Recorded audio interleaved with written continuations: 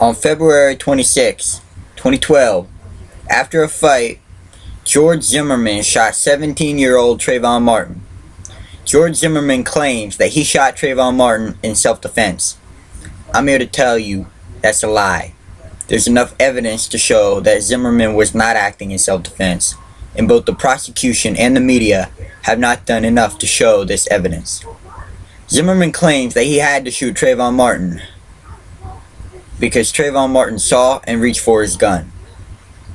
This is just one of the many lies told by George Zimmerman. The truth is, Zimmerman had his gun in his holster. The holster was an internal holster, meaning it was worn inside the pants. On top of that, it is worn in back of the pants. As we all know, Zimmerman was on his back throughout the fight.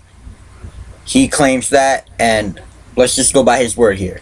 If the gun is not hard enough to see already, it was dark outside at the time, and the gun was black. It was a black gun, and it was dark outside, so that makes it harder to see. So get this. The gun was inside of his pants, it was in the back of his pants, and it was a black gun on a dark evening. There is no way Trayvon Martin would have seen that gun. There is no chance in hell that he could have seen it. Even if the gun were outside of his pants, it was in the back of his pants, and Zimmerman was on his back, so it would have been buried underneath George Zimmerman's massive 204-pound body. On top of that, the purpose for an internal holster is to hide the weapon inside of your pants. So there's a gun underneath Zimmerman's body, inside of his pants, in the dark, yet Zimmerman still claims that Trayvon Martin saw the gun and reached for it. There's only one possible way Trayvon Martin could have seen the gun: if he had X-ray vision. Now, on top of that, let's pretend that Zimmerman had his gun outside of his pants, in front of his pants, and let's pretend it was bright outside. Let's pretend that the gun was completely visible. As I show you earlier, this is not the case, but for the sake of argument, let's just assume so. Now, let's pretend that Trayvon Martin had seen the gun and he reached for it. Zimmerman claims that Trayvon was reaching for it, and then he, George Zimmerman, beat Trayvon to the gun, grabbed the gun, and shot him with it. Now, think about this. With Trayvon, who according to Zimmerman's account is obviously the stronger, more athletic of the two, with Trayvon reaching for the gun first, he reached for it before George Zimmerman. How would George Zimmerman have ended up getting it?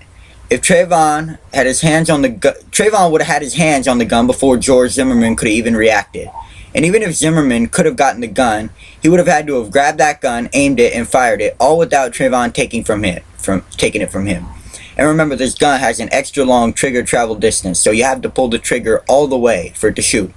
Anyway, if this were true, in the amount of time, that amount of time it takes to pull the gun out, aim it, shoot it, Trayvon surely would have at least been able to get his hands on the gun. And the two men, in this case, the boy and the boy in a man's body, they would have struggled over it. And if they had been struggling over the gun, Trayvon would have won the struggle, because as I said earlier, he's clearly stronger and more athletic, and he was in a superior position. And no matter what, if they had been struggling for the gun, which they clearly were not, there's no way Zimmerman would have gotten a direct hit to the heart. And on top of that, Trayvon's fingerprints would have been on the gun. So Zimmerman's story that Trayvon reached for the gun first, and somehow he, George Zimmerman, ended up not only getting it, but firing a direct shot into Trayvon's heart without Trayvon so much as touching it, that's a load of hogwash.